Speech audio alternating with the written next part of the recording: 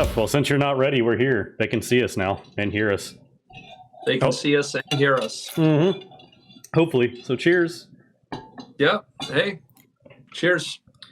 All right. Welcome to Creator AMA for Ignition Core Games. You can see in the little picture below us the Ignition Core Games, I guess, core box. We'll get into that later.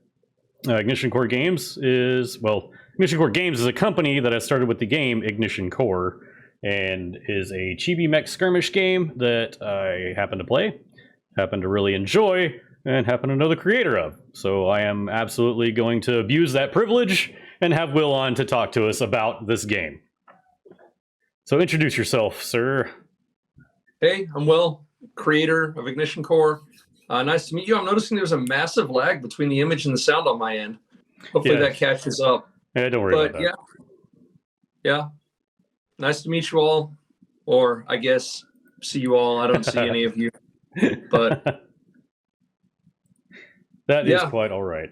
So hey, let's start easy. What made you want to create a company, let alone a game?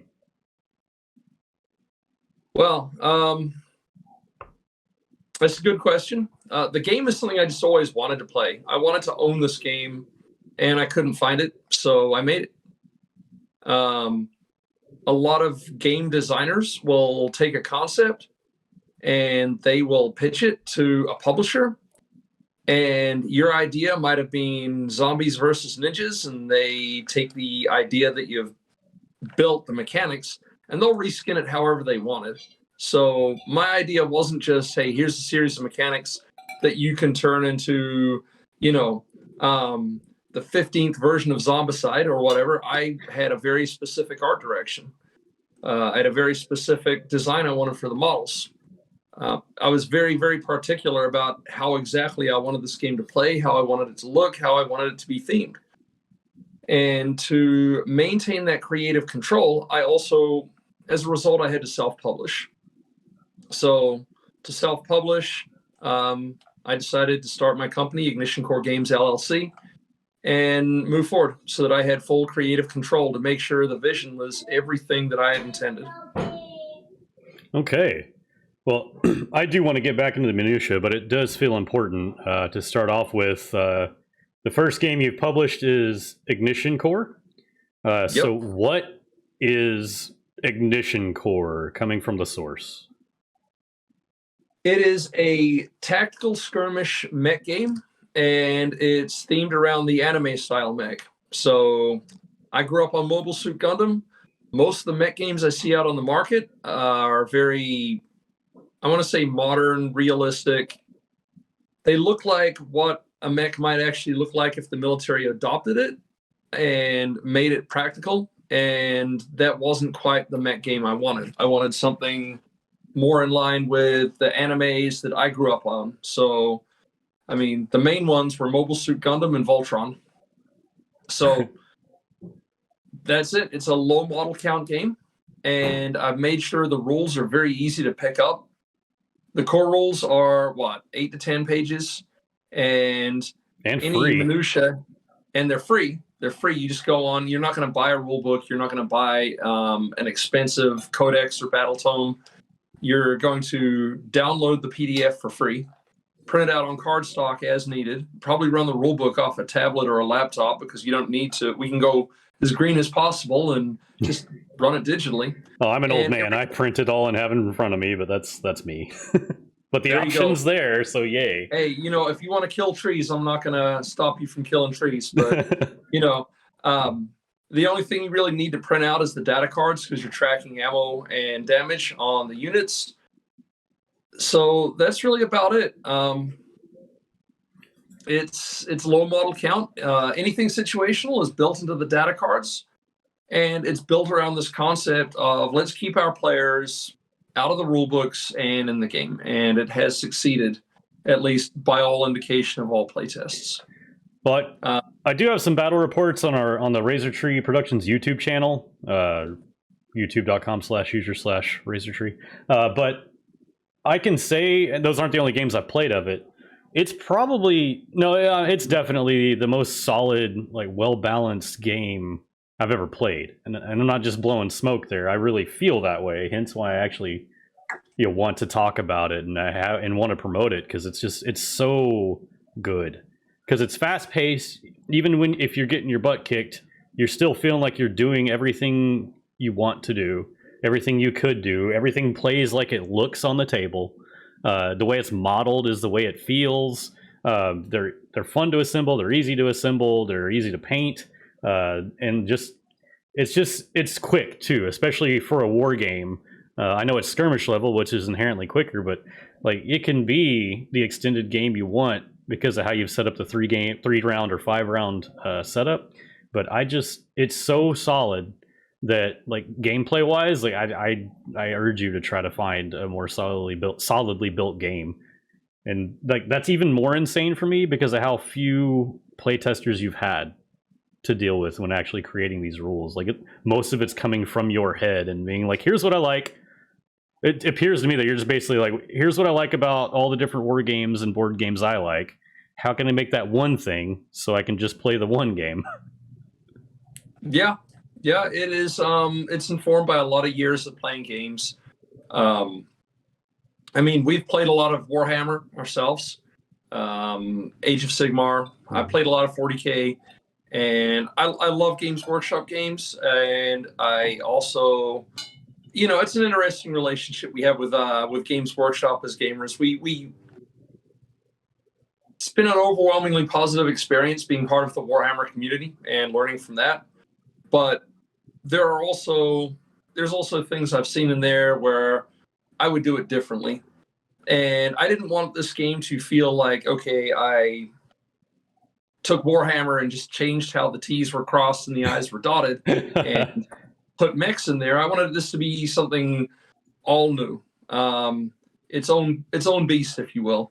And that involved building a system from the ground up. The initiative system is very different from the you go, I go of traditional war games.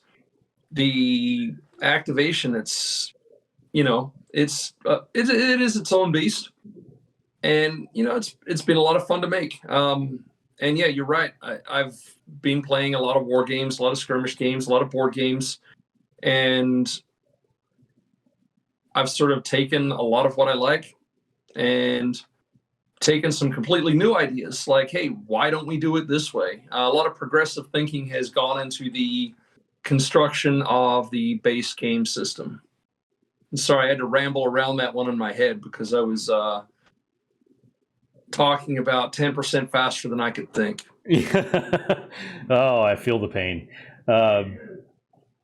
As far as that makes me want to talk about the factions a little bit here.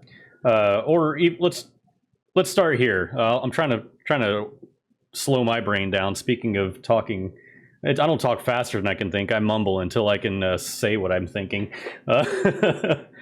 What's the Ignition Core world? Like, what is the setting of Ignition Core? You've actually got that on the website. There is a blurb, and I'm going to pull it up so that I can kind of follow it along. Scroll down. You see right there where our little flagship mechanic there, Rosie. Mm-hmm. This is the lore that is currently available for public consumption. So it tells you a little bit about the origin story, about this piece of the creator, the Eden Core. It fell to Earth. In the basically fragments of history, a civilization rose and fell around this core.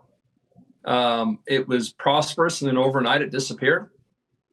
And no one really knows what happened. No one knows why it's gone. Well, now we're in a brave frontier, this land of Asalia, which is assembled right around where the Eden Core descended. And colonists are trying to make a fresh start. There's 4 main factions in here that these colonists sort of exist around, and they don't get along. Don't get along. I would say they have tense alliances at best, but there is tension and there are reasons for them to fight. Yeah, it wouldn't be much of a war game if everything was all honky dory and everybody was like, "Yeah, it's great, peace deals abound." Exactly. So we assume that there's some empire that these colonists have fled, and they're able to carve out their own little piece of freedom on this piece of bedrock in the middle of the desert in this world of Asalia. And the pinnacle of their military technology are these relics that they've been able to piece together, the Warlord class mechs, and they're powered by the ignition cores. There's a limited annual yield of these cores. They are essentially, the Eden core is the source of all this divine power, and people have been able to figure out the technology to siphon it off into these cold fusion power sources called the ignition cores. So if you have wealth, if you have influence, if you have power, your technology is probably powered by ignition cores. And if you're on the lower end of the spectrum, you're using the far less efficient fossil fuels, which I haven't got exact numbers down, but let's say, that? Yeah, exactly. Who does that? Peasants. We would say a full Warlord class mech would if a full Warlord class mech had the technology to last 24 hours on a single ignition core, it would last maybe about 5 minutes on a reserve tank of fossil fuel. Ooh. So you're really desperate if you're using the fossil fuels or just doing using what you have because it's all you have. Exactly. The fossil fuels, I mean, you think about some of the inspiration material, right? Like the original Mobile Suit Gundam had a nuclear reactor in it to keep it active on the battlefield. So, it's kind of the same thing here. The ignition core is the equivalent of this cold fusion cell that gets installed into the mech, and it can run for, the power source, the runtime vastly exceeds that of a full tank of fossil fuel in the mech. And, as I develop the lore and work it in there, I'll probably talk about mechs will have that ignition core slot, and they may have a reserve tank of fossil fuel.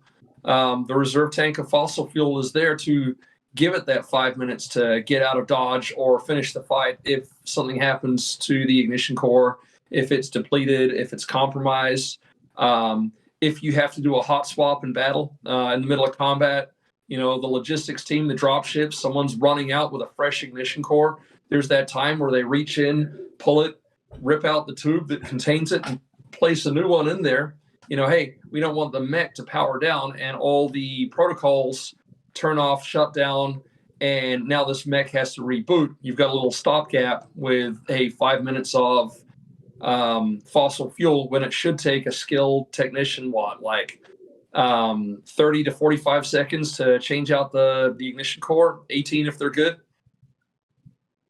So that's just some of the ideas behind the actual ignition core itself. When we talk about the setting, we've got the Order, we've got the Syndicate, we've got the Valkyr Garrison, and then we've got this kind of covert operation. That fourth faction is that covert faction. They have not. I haven't officially released a name for them for the masses, but the Order, that's the Paladin faction. The Syndicate, or the Kazuko Syndicate, the Yakuza, that's your Oni faction, and the Valkyr Garrison, that's the Valkyries, which will be doing a battle report on tomorrow. Yeah, I'm probably playing Paladin. I mean, big shocker there. Yeah. But are you gonna play the Valkyries tomorrow? I will play whichever faction you don't feel comfortable playing, but It will be the Paladins and the Valkyries on the table. So it'll probably be Paladin Valkyrie then, because we've done Paladin, we've done Paladin Oni, and now we'll do Paladin Valkyrie. And it's the only reason we keep doing Paladin is because I don't put enough time into learning all the other stuff to play it, because ultimately I think I'll end up being a Valkyrie player. But for now, I'm going to stick with Paladin, and that way we can show it off properly, because you'll be able to show off Valkyrie more than I would in learning in 5 minutes and then recording the battle report. So that's true. I mean, I may be able to spool you up on Valkyrie quickly in the morning. I don't think they are that hard to grasp. but we'll roll with whatever is best for the battle report. And if you get there and you look at the Valkyries and your head is just spinning in possibilities, then yeah, I'll run that faction. They are scary. They are scary on the table. They take a little bit of, I would say they are the advanced faction of Ignition Core. So I think if you took 2 brand new players, gave one the Paladins, gave one the Valkyries, I'd say 60-40 the Paladin player wins, because the Paladin faction is forgiving. But you take 2 advanced players, I think the odds change. I think it goes about 51-49. The Valkyries are going to have an edge in the hands of an advanced player. I really feel like, because I've had some experience reading the data cards, because I've actually preemptively read some stuff about Valkyries this time instead of everything else, where I'm like, all right, we're about to play. What is it? This stuff I've actually read, and the general, very general breakdown, correct me if I'm wrong on any of this, is Paladin really feels like the master of the basics. If you want to know the general rules and want to play the general rules and just general tactics, play Paladin and you'll be that jack of all trades. Like, we're strong, we have some good armor, we have decent firepower, but we don't have like an excessive amount of anything, if maybe more armor than others. But it's really like rewards you for understanding and manipulating the basics of the game. Whereas Oni, go ahead. I would say that's true to an extent. But the Paladins' claim to fame is they do have the best out of sequence attacks. So when they dig in, both their support mechs and their infantry can take aim or defensive positions. So once you take the jack of all trades out of it, they are the best defense by firepower faction. Okay. So once you learn once you get past that initial, hey, these are the jack of all trades, there is actually a nuance to them of, hey, I can sacrifice mobility to like lock down these lanes of firepower, and you start playing geometries with them. So while they are, yes, the jack of all trades faction, there is room to grow into the nuances as you get a little more savvy on how this game system works, because it is its own beast, the game system. I mean, yeah, it is certainly its own thing. And it took me the first 90 days of playtesting it just to figure out the nuances of just the initiative system. I was like, I designed this 9-step staggered initiative system that's actually really eloquent. It's really eloquent. It works. It works fine. It's one of my favorite parts about the game, to be honest. And Later in the interview, we'll go into more details about these rules, as much or as little as you'd like. But the order of operation, basically, in this game is one of my favorite parts of it, because it's so engaging. Like, you never feel like you really just don't ever feel like you're waiting on anything. I mean, there's always a point where one player is doing something and you're not, but it's been so minimalized in your system that it's hard to lose attention on what's happening. And that's something that, I mean, I've got a terrible attention span. I could be distracted by a dust particle floating by, but this game keeps me engaged the whole game. I remember my early days playing Warhammer 40K back in 7th edition, right? And I was playing at this place this is when I was stationed out at Camp Lejeune. There was a store called the Hobby Chest, and it was the place to go. You'd find pickup games like it was cool. But there were days where I was like, okay, we get our deployments done, and it was the other player's movement phase, and I'd be like, all right, I'm gonna go 2 stores down and put my lunch order in while you do this. I was about to joke and say, I'm gonna go get something to eat. Yeah, I'm gonna go order food while you do your movement phase. So yeah, this one here, I wanted none of that. I wanted 2 players glued to what's going on, and I think in playtesting I accomplished that. Anyway, I have derailed you. You were talking about factions, and we were talking about the Paladin faction. Oh yes, absolutely. Yeah. I do feel like, and I agree with everything you said there. Like that's what I was trying to say, but you actually said. is, they are the basics, but if you figure out how to manipulate that, you can go any direction you want because they're the master of everything, but not, well, they're not necessarily the master of anything, but they're able to do everything. I had it in my head earlier, but like paladins, they're so good at doing everything, but they're not amazing at anything. So really, if you have a playstyle that can like move all over the place to adjust to the battlefield, paladins are going to be really good for you because you'll be able to adjust to anything because of their faction.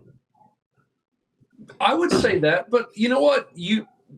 Let's look to you might change your mind tomorrow when you see how the Valkyries work. It's true, but this is my general overview as basically an outside customer. That's fair. It's fair. And talking about Valkyrie, I'll go to them last because I know the least about them because I haven't physically played them, but I've read about them the most. Onis, however, I've read and played against, and they seem to be the tricky faction. They sacrifice what seems to be a lot of movement for a lot of tricks and firepower. Because you have like smoke screens, you have line of sight. You can mess with line of sight. You can also just really not move much and then just blow the crap out of anything that's in front of you. But they just seem to be trickier. They're definitely trickier than paladins, first off. And since there's only 3 factions to work with, my impression is that the Onis are the trickier, manipulate the board itself instead of just what you and your opponent are doing. Because of the smoke screens, again, the smoke bombs, I love those things. You use them quite effectively against me. No spoilers, but you can watch a battle report with paladins versus Onis and see what I'm talking about. But they're definitely trickier and they definitely have more firepower, but they kind of have more armor on some models. But then, unlike the Warlord class mech, it's pretty durable. But is it Sentinel class for the 2 other mechs? So the Sentinels are the Paladin version of the support mechs. Support mech, that's the class. I was trying to remember the actual name of that class because you have little tangent here. You have classes of your model. You have a Warlord class mech, which is like if you're a Warhammer game of any type, that's your leader or your HQ or whatever. Then you have your Sentinel class, which are like the equivalent of battle line or troops or whatever. Then you have like transports, which in this would be. Help me out here. Yeah, the dropships. Hey, Jagamijo, thanks for following. I do appreciate that. Also, if you have any questions for Will, creator of Ignition Core, please ask. Otherwise, you're going to have to deal with all my questions. Sorry for the interruption. Go ahead. Oh, no. So, yeah, you're right. So there is the Warlord class mech. That is those are essentially the relic mechs that have been, they're the lost technology that's been pieced together. The super unique ones are called the Warlord Relic class mechs. There is the support class mech, so that's your Sentinel on the Paladin side. That's the Tengu on your Oni side, and then the Shield Maidens is the Valkyrie one, which has their own little unique twist to it. But we can get into that later. Yeah. So it's the support class mechs that I was talking about with the Oni faction. That it felt like the Oni Warlord class mech was pretty durable and had just damn good firepower, but the Sentinel, or not the Sentinel, I'm already mixing it up, sorry. The support class mechs Tengu for Onis had tricks and could shoot some stuff and move around and shoot some smoke bombs, but they were much weaker than the Paladin Sentinels. Like the support class for Paladin was more durable, if only by a little. They still felt more durable than the Oni class, which is cool because it's different play style and you actually feel like you're playing something different all the way down in the Oni faction than if you're playing Paladins. So the durability, the Tengu are deceptively durable because they have fire and fade.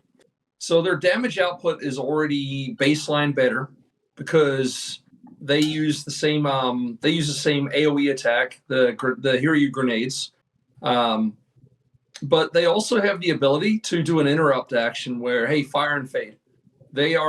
You walk out, you go to shoot at one, it says, you know what, I'm going to fire and fade. I'm going to fire my main weapon and then move 9 squares to include their ability to fly and hide behind a building somewhere.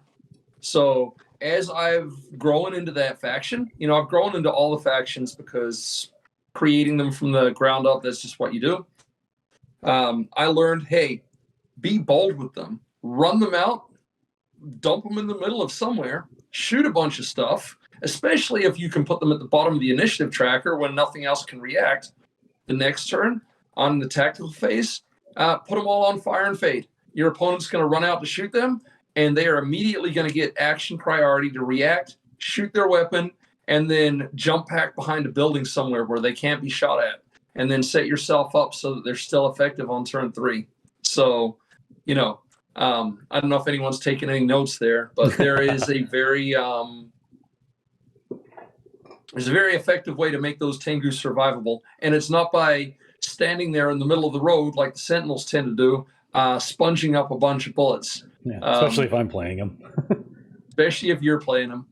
Yep, their survivability, the Sentinels, is taking aim and hoping that reaction ability is, hey, I'm going to react by firing a volley of missiles at you. Hopefully my survivability comes from those missiles wiping you off the board, so there's one less thing to shoot at me. Yeah. Otherwise, the Sentinels kind of anchor down. They don't move as much.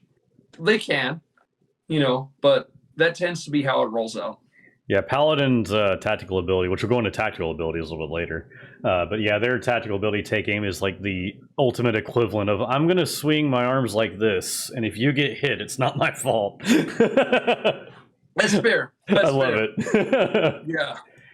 But yeah, I like how you put that. I think you narrowed it down perfectly with how the support class for Oni works, is they're deceptively durable.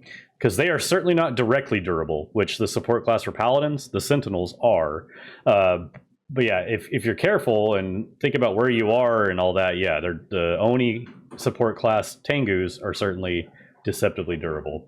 Now, I have less experience here with Valkyries, aside from what I've read, so I am what you would call book learnt on the Valkyries, but I have not played like I have the Paladin and the Oni. But they seem like their strength would be in movement and just where they are on the board, because my goodness, they seem like they can be just wherever the hell they please. They have quite a bit of movement. The Paladins have a very strong centralized shield as far as the Aegis shield system, but it's in one place. The Valkyries have a decentralized shield system, the what I call it, the Sigrid shield system. There's one on each on each shield maiden, and there's 2 on the dropship. So you can have shields in up to 3 places, or you can just bog down the center of the board and have overlapping shields.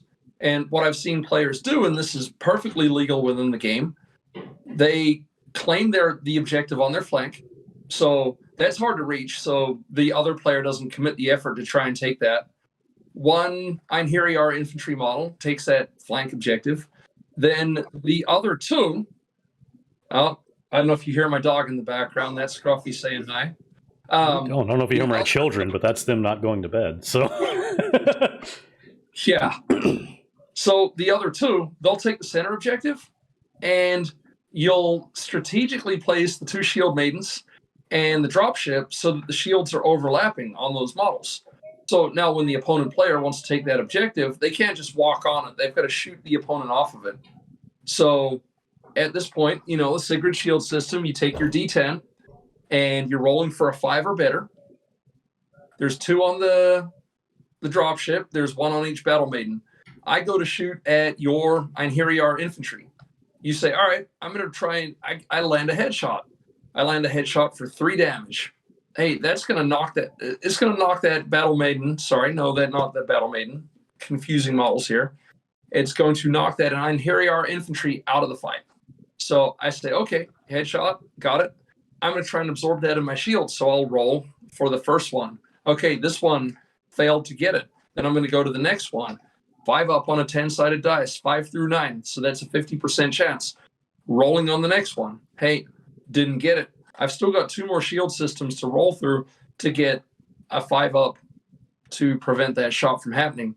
And more often than not, it becomes this game of, I've got to burn through all your shields. just to knock your infantry off the objective. So it's just like, you see in Vikings where, they're getting ready to make contact with the enemy and someone yells shield wall and all the shields come up. Well, hey, this Norse-themed Valkyrie faction can put up their own shield wall, and that works really well. That is awesome. So that's that's just sort of the side caveat to mobility being their claim to fame, because they absolutely do have mobility shenanigans all day. If you look at the Einherjar protocols on the infantry, they either have Spirit of the Hunt or Spirit of the Raid. And that means, hey, Spirit of the Hunt, they get a free movement during the tactical phase. That's 3 squares to just advance you before you even start moving your model around. Or they can do Spirit of the Raid. And Spirit of the Raid, you say, hey, I don't need the extra 3 movement points. I'm already where I need to be aggressively. I'm going to get a free reroll of a D10, a single D10 and a single D8. So that simulates that your Viking battle warrior, your Viking warrior maiden she's done with the hunt and she's in the fight and she wants to be a more precise axe swinger or rail gunfire, if that makes sense. Well, it could make more sense. You want to partially seamlessly transition into talking about some of the rules of this game? Yeah. I kind of want to start with, what's the board size? All right. So as listed in the components, I put it down as a 24 by 30. So when I went to go get that printed, the nearest size they had, the US-based company that I wanted to get the mats printed from, they printed them in 32 by 24. So the reason I made the default size 30 by 24 is I want to get this in front of people at the lowest cost possible. You're already paying a premium for the models. So I made it the size of a standard Paizo Pathfinder mat. So if you've got a Pathfinder wet erase map, you can break that out and you can take wet erase markers and you can draw the terrain on the board. However, the one we offer on the website, the nice foam mat that you can see on the screen there, it's 32 by 24. So that is the rough size of the mat. Now, the 32 by 24 is nice. At some point, I'm going to go into the scenarios and adjust them to be 32 by 24 to account for the actual mat we offer on the website. However, even in doing so, I'm going to build the missions so that they will run just fine on a 30 by 24. That way I'm not locking out people that already have a bunch of Pathfinder mats or something similar and don't want to pay $45 to buy the mat that I'm offering. I mean, I know mats are nice. Yes. I have a bunch of them, but I also know that other people probably own a lot of different game mats from a lot of different systems. And if you already have one that's compatible, then I don't want to force you to have to buy the one that I'm selling on the website. But if you want it, it's there. Yeah, I'm actually very happy. I'm sure you know, because as soon as you put this out, I bought one. But you're my first customer to buy one. Absolutely. I love game mats and I love just official stuff. But I had before this, and still have the option of using the clear squares, because these are all are these 1 inch by 1 inch squares? Correct.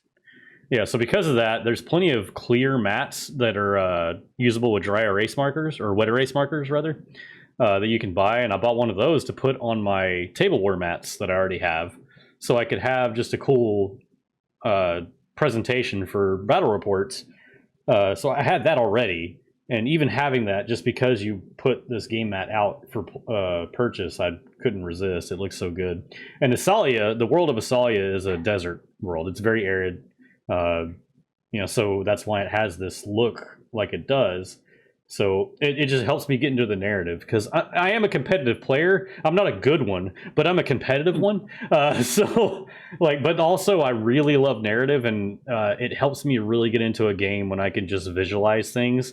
And the less I have to force myself to visualize and can just look and see, the better. And that's what this mat has done. It really, the way you describe Asalia is captured on this map. I know it's simple, but it does everything it needs to do. So I do appreciate you putting this out. I do have one of these, and our next battle report will be on one of these. But as far as terrain, what kind of terrain do you have on the board? Yeah, just tell me about terrain. All right, there's 2 ways to get terrain for this that I'm offering, and they're both free. So the first one, you go onto the website and you go to game downloads, and there is terrain templates that you can print straight to cardstock. There's 2 different sizes of buildings. There's a 75 by 75 millimeter footprint, and there is a 100 by 75 footprint. So you go in, there's a wide selection of buildings once you go in there. Print them out on cardstock, get some old-fashioned scissors and some paste, some PVA glue, and cut them out and put them together. Now, the other option is I put the STL files, the 3D print files for the terrain on the Discord channel for free. So let me actually go ahead and put the main channel of the Discord. Yeah, it'll block your link if you put it, but send me that link and I will... I'm getting into Discord right now. I'll send it to you. I'll put it in the chat. And you go into the pinned messages, and it'll take you to a Dropbox file. You can get all the 3D files and 3D print all your own terrain. That is the specs of Ignition Core for free. This also includes in there, there's some downed mechs. So there's the Paladin mech, the Oni mech, and the Valkyrie. Essentially wreckages of them that you can go in there and print and paint and see the quality of these models for yourself without even having to actually buy a model. So those are in there. They're obviously not the full Warlord class mechs, spin cast in high quality resin, but you can see the 3D files. You can see the level of detail, or at least have a good idea of the level of detail that's gone into this. That's something I forgot to go over. When you get one of these boxes or buy a faction, what are the models? What are they made of? How do they look? Just what are the models in this game? Okay. So you are buying here. Let me get this up on screen so I can go through this systematically here. The models are they're high quality spin cast resin. That means that they've been essentially dropped into a mold that's been hollowed out, and this mold is a round mold. It spins, the resin drops in, it goes out to the outer extremities, it fills, and you get a high quality model as a result. Because of the resin, we're able to capture tremendous detail. So even down the snaps on the pouches on the pilots looks amazing. And the specific resin we use, and I've drop tested this, is 20% more durable than resin that's been used in the past. So you've drop tested that in front of me. Yes, I picked up that Paladin mech and I had to drop it from my head height multiple times just to watch it bounce off the floor. Now, I'm not saying go ahead and do this once you've built, assembled, painted, based your model, because you're going to chip off paint, you're going to do all that. However, these are not delicate models. Yeah, you just want them to know that they wouldn't shatter just by the first time you accidentally knock one over, which they absolutely will not. No. To get a piece of a model to break, I had to throw it from the second floor of my house. That's what it took. Now, when you buy, say, if you go into the shop and you buy a fire team, and I'm going to pull up a fire team right now. You're getting a Warlord class mech. That is one of those large, gorgeous-looking, big stompy robots on a 75 millimeter base. They range about 50 to 60 millimeters tall, and they are chonky and detailed and awesome. You're getting 2 support class mechs. They're also, they're not as big, but they're a mid-size. They're also chonky. They're also awesome looking. They're on 50 millimeter bases. Very detailed. The dropship. I've got a group of customers that love the dropships. That's also on a 75 millimeter base. So go after this. Remind me, I have a question for that, and you have a question from the gallery after this too. Oh, I see it. And then you get a pilot, 75 millimeter base. That pilot is only really going to see table time if the mech gets shot down, so the pilot can escape and get a mech resupplied and mount back up and get back in the fight. And then you get 3 infantry models, also on 25 millimeter bases. I mean, I've seen my pilot every game, and then I'm like, if you play bad, you'll see your pilot, but it's fine. I'm like, but I see it every game. Yeah. So I see the question here. Oh yeah. So Jogamijo says, are there any plans to change the shapes of the terrain for scenarios in the future, such as an L-shaped or capital I shape representing walls, as an example? Yeah, absolutely. Everything is possible with the right amount of interest. As of right now, so I've very purposefully called this 0 edition, right? So this is a long answer to your short question. This is me getting this game out for public consumption as early as possible, right? Everything's print and play, which not everyone's going to like that, right? Some people will want everything in a neat box, already done. They don't want to print out data cards. They don't want to download PDF rolls. They want a box with everything in it. Eventually, the plan is to have that all on offer. The problem is, if I waited until I had everything done perfect, this game could easily wallow in development for another 5 years. So my goal with 0 edition was get it out, get it in your hands. I mean, I know the number of times I've backed a Kickstarter and I've said, man, I wish I just had the minis and the beta rules right now. I want to play this today. I want to play this yesterday. And I have to wait a year or more with the delays for that Kickstarter to fulfill. So I went the opposite route here. I said, here is the beta rules. Not really beta. We've evolved from beta to a very functional 0.1 edition. And things like L-shaped terrain is definitely something that could be incorporated down the road. I could shrink some of the terrain. I could probably go 2x6 instead of 3x3. Or I could do an L shape that is only 2 thick, but it is, an L shape. Like I could do 4 L shapes that might simulate a bombed out building with 4 different ways in, and you can get into that building in the middle of the L-shaped terrain. It's like L's, and there you go. There's a building that infantry can hunker down in. Maybe there'd be an objective in that building, and there you go. So I would love to experiment with terrain. I'd also like to, over time, develop an entire terrain supplement that says, hey, right now all terrain does is block line of sight. Which is actually important in this game. Yep, line of sight is very important. There's firing lanes is very key to the core gameplay. However, all terrain does is block line of sight at this point, and I could probably develop more advanced terrain rules and do it as a supplement, right? Because not everyone wants to have terrain do like 2, 3, 4, 5, 8 different things in their first game. And we know from playing other games, there are times when you have to know like 5 different types of terrain, 5 or more different types of terrain, 5 or more different types of status effects, like 15 or more different keywords.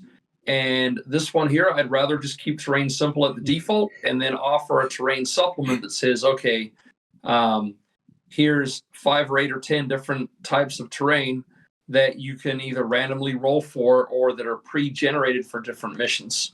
I love that, because sometimes I just want to play and I don't want to be like, I'm going to move forward. What does that mean? And then sometimes I do want to get lost in the minutia of, okay, this board is crazy and I want to use that. But I go back and forth. So the fact that you have those options, that's very nice. Oh yeah, absolutely. And it's something that gets packaged in with lifestyle games, right? A lifestyle game. Lifestyle games are the ones we play every week. So for people, that's Age of Sigmar, that's 40K, that's Kingdom Death Monster is another one. Those lifestyle games, they only keep getting back to the table because you play it every week. And that becomes a barrier to entry for a lot of people.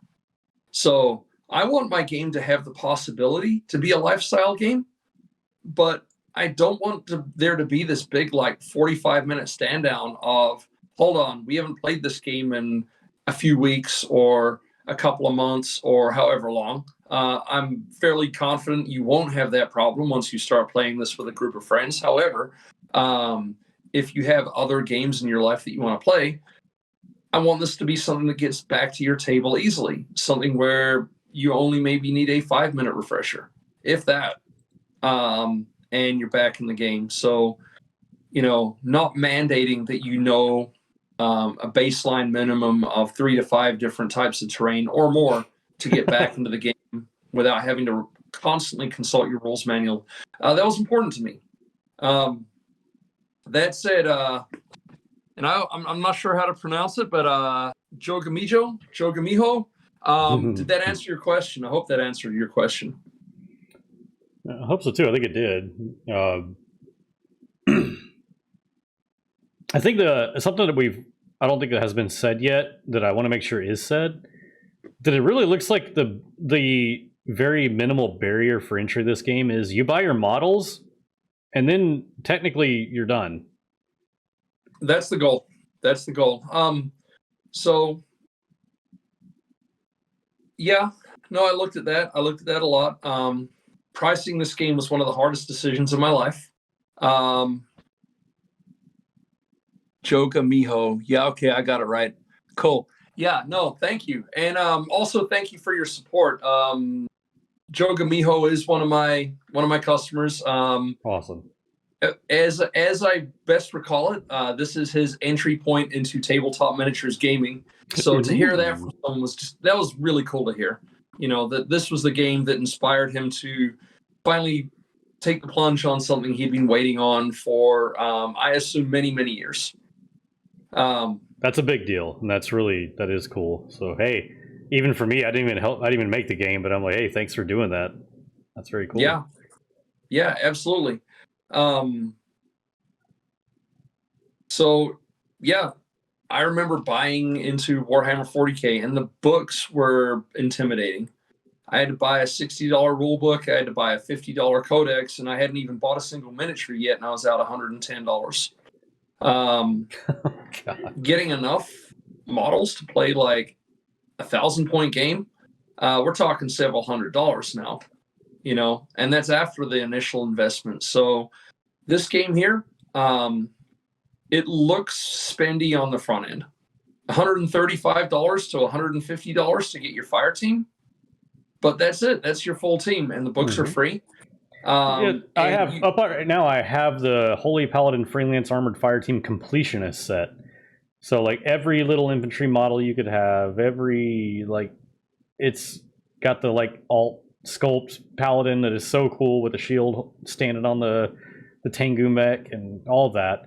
And that's $180, which is okay. I mean, that's sure, $180 isn't easy, but you buy a board game and you're doing that. You buy a start collecting box of a Warhammer game and you've started collecting and have got nowhere near finishing. But here you buy that and then all the rules are free. All the terrain STLs are free. You can just measure out technically you don't even really have to measure out maps or anything for that. As far as movement goes, because it's all 1-inch squares. So you could just use a tape measure and measure an inch or so on your movement and just be as precise as you can. So like, if you're playing something like this, you probably play something else that has some sort of mat. And even if you don't, it's so quick and easy to get into it.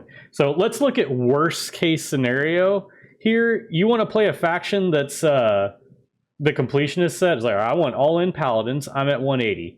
Okay, there's 180. Then you go to the shop and was like, but I also need the mat because I want to buy the specific mat and not like a generic mat that I could draw on a bunch and make right.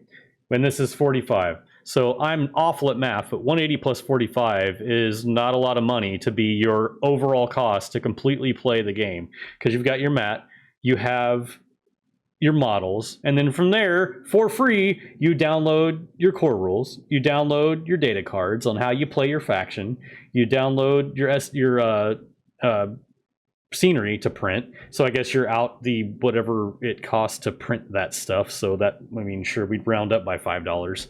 And then you're done, like for life. Because correct me if I'm wrong. Are you planning on continuing to free update the rules and have these supplements that you were talking about, like terrain supplements that are also free? Yes. So the plan is that you never have to repurchase. You bought a model, you got that model and its rules for life. I'm not going to slap a paywall and say, okay, now we've gone from Ignition Core 0 edition to Ignition 1.0. Hey, everything's changed. All the rules have changed. I'm selling a hardcover book. No, I'm not going to do that. I'm going to get in there and upload all the rules for free. And at the point in time that I start offering physical product, yes, you can buy the physical product, but there will still be free PDFs for that. Mm-hmm. The only thing that will be a physical product that you go in and buy, that you buy more as more come out, is when I start doing a solo co-op RPG campaign and I start selling campaign modules. So it's at that point that what am I trying to say here? Well, basically, it's like you can always play what you want, and it's free. But you are going to have, like, I don't want to say niche because it's not necessarily that, but you're going to have supplements that's like, hey, this is awesome, this is fun, this has had a lot of work put into it. It'll cost you a little, but it'll also help support it, so it'll keep it going and get you more of this. And Jogamio says, that's correct. I've always had an eye on Warhammer 40k, but so many rules and seeing big army sizes, it seemed like it would cost quite a bit. It doesn't seem that way. It does. Not only financially, but in time. And that's big. Time is worth more than money to me. Watching my battle reports on YouTube, thank you very much, by the way, and reading through the rules, the game seemed like it would be fairly easy to pick up. And the army sizes being small, to be able to enjoy the game was eye-catching as well. That's, first off, on several levels. First level, it's fantastic for me to know that you're watching the battle reports and it's enough to entice you to want to play the game. That's a big reason why I do battle reports, is like, hey, look how fun this is. Not just for Ignition Core, but for Warhammer Age of Sigmar, and eventually Warhammer 40k and Warcry and Reign in Hell and all these games. But like Ignition Core, I didn't have to put those battle reports up. I just wanted to because it's just a good game. And candid moment here, I've never been into chibi and I've never been into mechs, ever. And this game, because of how it plays and how it looks, got me into both all in one fell swoop. So like that means a lot to me, because I'm like, well, that's a big deal to me, because I never would have played something like this ever. But because of how it plays, how it looks, how it feels, the story, I'm like, dude, I'm actually really into this. And like, you're making me get into, inadvertently making me get into like mech animes and like wanting to see more of this stuff. Oh yeah, you started watching Iron-Blooded Orphans as a result, if I recall correctly. I did, and my God, best intro song ever. But on the other level is for you, is I hope that feels good to see as a creator, to see, and I'm sorry I'm using your Joe Miho, I'm sorry you're using your comments here to do this, but it's just neat.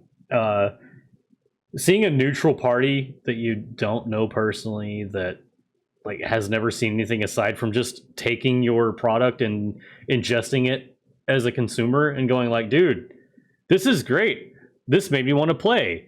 And I'm quoting Games Workshop, a company that's been around for 30 plus years, and saying like, no, I don't know, I'm not sure. And then what you've done by I don't want to say by yourself. You've created this all by yourself, but you have people helping you create these models. I want to go into that too. But like basically you've done this by yourself and like, hey, this thing that was in my brain, now somebody really wants it over this 30 plus year product. That surely that has to feel good, right? It was incredibly humbling. And Joe Gamijo, yeah, I'll tell you this now, since you're in here tuned in. When you told me that you had sat on Warhammer for a long time, and my game was what made you break radio silence in the tabletop gaming world, that was not a small deal. That was pretty huge. That's huge. Yeah. If you would like me to expand on that any further than I already have, feel free to ask. But I think what I just said speaks for itself. That was very humbling to hear that. And I only hope that I can. I mean, my goal with this is to do this for as long as I can. Make this world as fleshed out and as fun as I can, and get it to as many people. Get it out to all those people that, like you, look at that and say, "Oh my God, I need this." That's it. That's the goal. I want to do this for as long as I can, and knowing that there are people out there like yourself that saw this and said, "I need this in my life." It's humbling, it's rewarding, and it makes me just want to keep doing it for as long as I can. That's awesome. I really want people to know that too. Is like, you have done this. It started by yourself, and you don't have it's a company, but you don't have a big crew. You don't have like an assistant. You don't have any of that. It's your brain, and then going to people to create these miniatures for you, which is coming from your brain. Who makes these models? Like, who has created these? Like, actually, the better question would be, walk me through the process of getting an Ignition Core model created. Okay. So, getting a model created, you ever see that episode of South Park with the underpants gnomes? Yes. Step 1, steal underpants. Step 2, question mark. Step 3, profit. No, I kid. Seriously, Heriberto. Heriberto is a magician. Is the best way I can put it. Heriberto Valle Martinez. He and I sit down. I unpack my ideas to him, and he interprets them. He kind of repeats them back to me, and then he starts his process. Most often I'm, referencing things that have inspired me. Sometimes I'll put together a collection of images that I'm like, okay, this is the vein of what I'm looking for. Sometimes I will I'll break out pencil and paper and very poorly sketch out the ideas that I have in my head. And I'm stuttering. Heriberto makes them happen. That's how I get 3D files. He streams on Twitch as well, and he streams your stuff on Twitch, doesn't he? When he's actually like working through creating your models. He has on occasion streamed my stuff. What is his? I cannot remember his channel name. I'm like awkwardly typing in front of everybody here. What is his channel name? If you even know it. It is Ushan Cat. USHAN Cat. We're going to look him up here. There, yep, that's it. I recognize that. So here we go. There we go. And I'm allowed to put this in chat, so I will. So this is the person that Will brain dumps on and creates these Ignition Core models. He turns Will's brain into reality here with these models. So I definitely want to promote him. And to give him credit, I give him a lot of artistic freedom because he's got a lot of artistic talent. He's so good. I've set in on some of these streams. Like, I've actually set in while he was creating the Valkyrie faction with you, and you were just, it's so cool how calm and open this guy is. Because you sat there and like he was very calm about accepting your ideas. I'm like, okay, so where do I go with this? And I have an idea here. What do you think of this? And is this direction you're wanting? And it was just so cool to watch y'all work together on a stream to get a model created. And I think this is when y'all had the Shield Maidens being created. I can't remember exactly, but it was Valkyrie for sure. And it was so cool to watch two artists, because I don't care what you say, you're an artist, sir, Will. But watching the two artists work together to get something like this created, like you don't get a chance to have that kind of behind the scenes. Like we don't get to watch Games Workshop or Reaper Minis or all that. You know, we don't get to watch the how does this mini happen phase. Like we just get like, hey, here's the thing we have for you to buy. That's what we get. But like with your stuff, we get to watch the inception of the thing. We're in at a ground level of a game that's more solid than games that have been out for 30 plus years, in my opinion. And you just get, and like if you go to the Ignition Core Discord, you're talking to Will and fans of the game. You can literally talk to Will, just like we're talking to Will right now, and you can give feedback. You can say like, hey, this thing is great about the game, or hey, I have a real question about this. Could you answer it? And you have the developer to answer your question. That is something that you just don't get outside of indie market. And I don't want that to be lost on how important and how great that is. And you know what? And that's one thing, right? Like, I love being able to offer that. I would rather be a small to middle-sized operation that can maintain that than be huge and lose that. So that's a big statement. Thank you for saying that. That's you know, I would love for this thing to, I would love for Ignition Core to be huge, but I don't want to lose that connection with the community. But is that Scruffy? Yep, Scruffy's coming to say hi. Do I see Scruffy? Hey, Scruffy. What's up, buddy? Hi? You might just see his tail. I think he's below camera level. Oh, we can see the tail, but Scruffy's a very important part of this process as well. Just so you all know. He is. He's coming to say hi. Oh, there's a little bit of Scruffy. Maybe we can get him on camera. Here we go. There he is. That's how the real magic happens. Hey, buddy. That's Scruffy.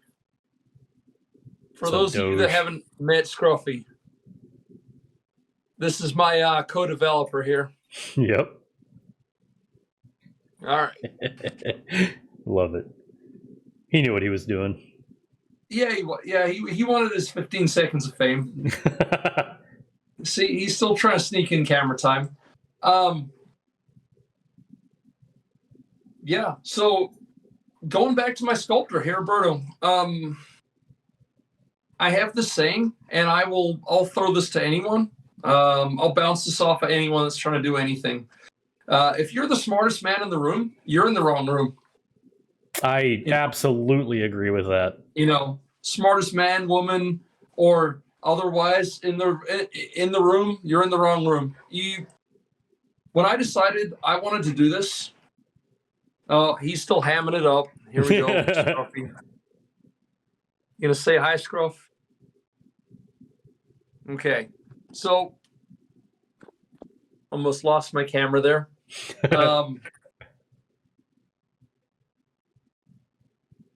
The smartest man in the room, Herberto. Yep. Yeah, if you're the smartest person in the room, you're in the wrong room. When I decided I wanted to do this thing, I knew that I had to find people smarter than me at certain things that I couldn't do. I can call this a one-man show, but I would say it takes at least 15 people to get Ignition Core to the table. So let's start with that, right? There's me. This is my brainchild. Then there's my sculptor, Roberto. So that's pretty obvious, right? Playtesters. Let's see, who's playtested? You've playtested. I've got like at least 3, 4 more other people that could tell me when, something wasn't quite where it needed to be. So we're ballparking at 6 right now. More credit where it's due. My wife runs the books for me, Katie. If I had to run my own books, I would go cross-eyed. Marketing. I have a 2-person marketing team that makes sure that Facebook ads are running, because I tried doing Facebook ads on my own. If all I had to do was make Facebook ads for this, it would be so easy. But by the time you've gotten through a development cycle and a playtesting schedule, and calling the people at the resin factory, and that's the next step, you don't have energy for marketing. So let's add 2 more on there for marketing. Then you've got Nick Hanger at Metal Oak Casting Studios. This is my American-based casting studio that makes all my models here. Corollary, hey, I want to make sure that all my workers are getting paid a fair wage, so I do as much as I can here in the United States as I can. And outside of that, I use freelancers. I've got Heriberto, he freelances from Mexico. David Lanza, so there's my graphic designer. So that puts me at 11 right there before I've even factored in the resin team. He works out of Spain. He's a freelancer, so he gets directly paid for what he does. Then you figure, okay, Nick, let's just say Nick was running Metal Oak by himself. We know that's not true. That would put me at 12. So he's got at least 3 employees. So there you go. That's my 15 right there. And that's just naming what I could think of off the top of my head. Ramon, I would be remiss if I didn't mention Ramon. Ramon does my art. You go on the website, you click on the downloads, you see those thumbnails. A good portion of those were done by Ramon. Dax Hammond, if you're tuned in, hey, Dax is the one who was doing early concept art for me. He saw my product and he said he actually offered me designs for free. I ended up paying for the designs by my own decision. He had given them to me and I said, look, my artists will not work for exposure. Everyone gets compensated for what they do. But he was the one that conceptualized and came up with Rosie, the mechanic, who is now the mascot of the company. Interesting. I didn't know that. Yeah. Rosie's kind of a big deal. She's kind of a big deal, He drew her. He bounced the idea off of me, and I'm like, yeah, go ahead, draw her up. And he drew this awesome sketch of her, mechanic with a bionic arm and an oversized wrench. I'm like, that is so very fittingly anime. And there she is. And he said, this is yours, because he believed in the product. That's huge. So, we can call this a one-man shop all day, but we know that's not true. We know that. And then, hey, there was a massive, massive demand, and there still is. And I say massive proportionate because I'm still small, I'm still growing. But among the people that were drawn to this, a good percentage of them were like, we want to see it played. And, I would be, well, we know this. We already know this. If you've tuned into my YouTube channel, there's like 2 videos that I'm embarrassed of because I'm camera shy and I'm camera retarded.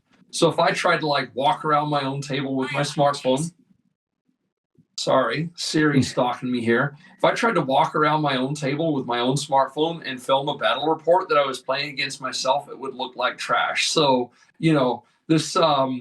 this spectacularly bearded Texan that's grinning like an idiot on the channel helped me get a very much needed preliminary battle report up, and then a very much prettied up and streamlined follow-on battle report up.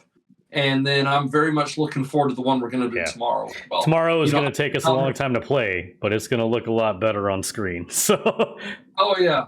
Yeah, and we'll be playing it for longer than you'll be watching it. We are getting battle report filming down to a science.